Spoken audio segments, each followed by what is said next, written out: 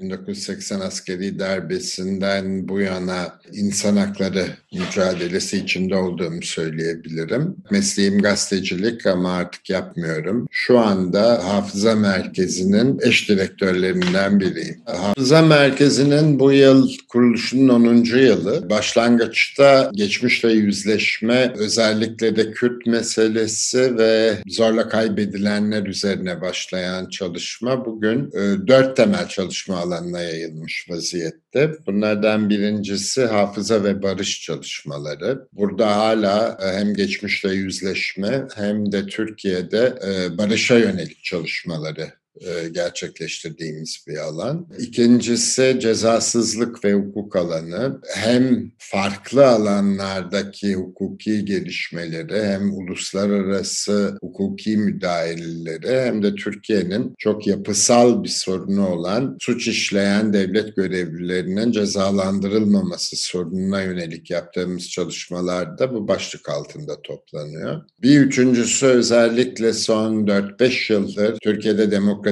alanın tamamıyla kapanması sonucu hedef alınan insan hakları, hak temelli çalışan örgütler ve kişilerin desteklenmesi ve korunmasına yönelik çalışmaların yürütüldüğü bir alan. Dördüncüsü de Hafıza Merkezi'nin kuruluşundan bu yana çok önem verdiği uluslararası ilişkiler ve uluslararası deneyimlerin paylaşıldığı bir çalışma alanı olarak özetleyebilirim.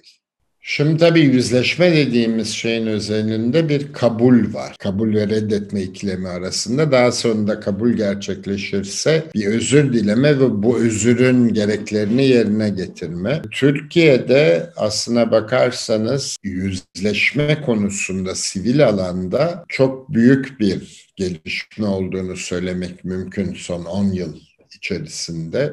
Örnek vermem gerekirse sivil olarak Ermeni soykırımının başlangıç tarihi kabul edilen 24 Nisan'da yapılan anmalar, Dersim konusundaki yapılan hafıza çalışmaları, Türkleştirilmiş Ermenilere yönelik çıkan yayınlar, hatta roman ve filmler gibi bir genel bir yüzleşme pratiğinden bahsetmek mümkün. Fakat devlet nezdinde bunun bir karşılık bulduğunu söylemek mümkün değil. Bizim esas çalışma alanlarımızdan biri olan kaybetmelere ilişkin biliyorsunuz cumartesi insanların aylardır Galatasaray Meydanı'nda yaptıkları barışçıl oturma yasaklanmış vaziyette. Ayrıca 700.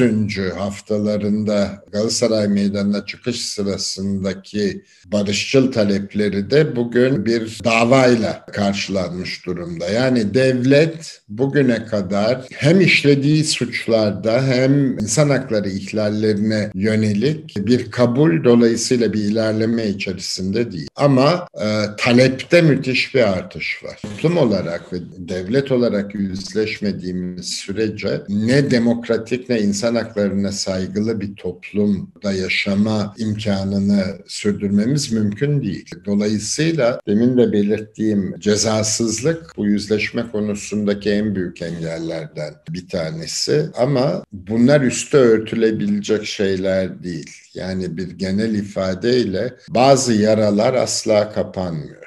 Bunların kapanmasını sağlamak için kabulü ve bir daha tekrarının önlenmesi lazım. Özellikle 1980'den bu yana 1990'larda müthiş artış gösteren ve bir devlet politikası olarak uygulanan insanları kaybetme, gözaltında kaybetme pratiği 2000'li yıllarda sona erdi diye düşünülürken ne ceza adaleti açısından ne de kayıpların akıbetinin ortaya çıkartılmasına yönelik devlet nezdinde bir çalışma ve çaba yürütülmediği için 2015 yılından sonra bu suçla tekrar karşılaşmaya başladık. Bu yüzleşilmeyen her türlü ihlalin maalesef kendine tekrar etme pratiği dünyanın pek çok ülkelerinde de görülüyor. Dolayısıyla demokratik, insan haklarına saygılı, katılımcı demokrasiye sahip bir ülkede yaşamanın ön koşullarından bir tanesi geçmiş hataların kabulü ve tekrarlanmasının önlenmesi. Sivil toplum Türkiye'de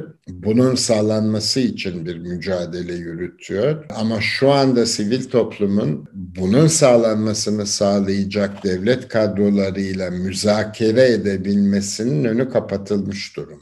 Yani şu anda neredeyse sivil toplum devlet ilişkisinin sıfırlandığını söylemek mümkün Türkiye'de. Bu da tabii gelecek açısından çok büyük bir umut vaat etmiyor maalesef.